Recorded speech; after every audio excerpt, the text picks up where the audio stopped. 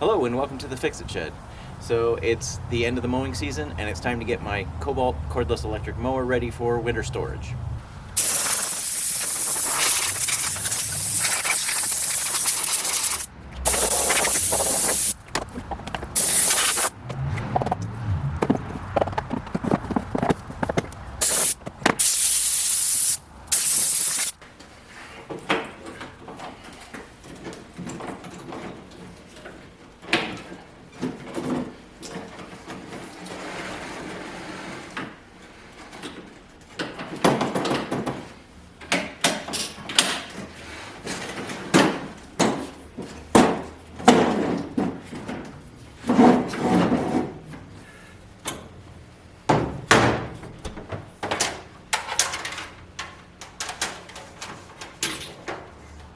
Okay, and at some point over the next few months, I'll pull this blade off, sharpen it, and it'll be ready to go in the spring.